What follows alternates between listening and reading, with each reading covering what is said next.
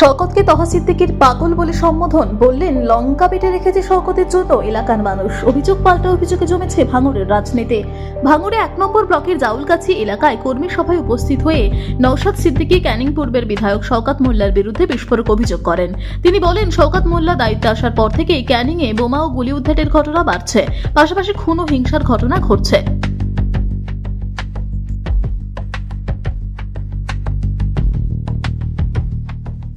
তার দাবি, এলাকার তার কর্মীদের দেখে দেখে বাড়িতে বোমা ঢুকিয়ে বন্দুক ঢুকে হিংসা রাজনীতি করছে শওকত মোল্লা। অন্যদিকে তহা সিদ্দিকী বিস্ফোরক মন্তব্য করে বলেন, শওকত মোল্লার পাগলা কুকুরে কামড়েছে। ভাঙড় ক্যানিং এর মানুষ শওকত মোল্লার জন্য লঙ্কা বেটে রেখে দিয়েছে। এছাড়াও তিনি আরো নানা রকম মন্তব্য করেন। অন্যদিকে শওকত মোল্লা তহা সিদ্দিকীর বিরুদ্ধে মুখ না খুললেও নওশাদ সিদ্দিকীর বিরুদ্ধে মুখ খোলেন। তিনি বলেন, শওকত মোল্লা দায়িত্বে আসার পর থেকে অন্যায়ের প্রতিবাদ শুরু হচ্ছে। শওকত মোল্লার আগে এখানে রাম রাজত্ব চলতো, এমনকি জঙ্গি কার্যকলাপ চালাচ্ছে আইএসএফ। পুলিশকে অপহরণ করতে ছাড়ছে না। 2026-এর বিধানসভায় মানুষ যোগ্য জবাব দেবে।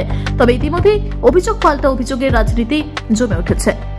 ব্যাপার হচ্ছে, শওকত মোল্লা সাহেব ইতিপূর্বে ভাঙড়ে দায়িত্ব যতদিন না পেয়েছিল, ভাঙড়ে বোমগুলি উদ্ধার হয়নি, বোমা উদ্ধার হয়নি, খুনোখুনি হয়নি।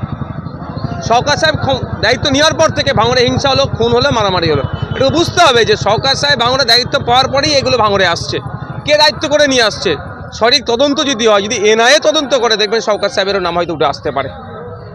আমরা চাই শুধু ভাঙড় ক্যানিং নয়, রাজ্য বোমাগুলি বন্দুক মুক্ত, মানে অবৈধ এগুলো মুক্ত হোক। দুর্ভাগ্য, বকটি কাণ্ডের পরে মমতা ব্যানার্জি বলেছিলেন রাজ্যে যত ইললিগাল আর্মস এগুলো আছে এগুলোকে সব উদ্ধার করতে হবে। শওকত মোল্লাকে যেদিন দায়িত্বে এসছে সেদিন থেকে প্রতিবাদ শুরু হয়েছে।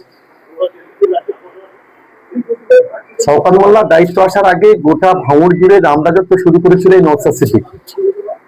কোটি কোটি টাকা তোলা হয়েছে, দিনে দোকান বন্ধ করা হয়েছে, রাত্রেবেলা তাদের সঙ্গে ডিল করে দোকান খুলে দেওয়া হয়েছে, দিনে জমিতে ফ্ল্যাগ মারা হয়েছে, রাত্রেবেলা তাদের সঙ্গে ডিল করে খুলে দেওয়া হয়েছে। আমি যেদিন থেকে দায়িত্ব এসেছি সেদিন থেকে তৃণমূল কংগ্রেসের কর্মীরা এই প্রতিবাদটা শুরু করেছিল বলে আজকের নওশাদ সিদ্দিকীদের গায়ে আজকে জ্বালা ধরছে। জ্বালা আরো ধরবে, সবে তো শুরু।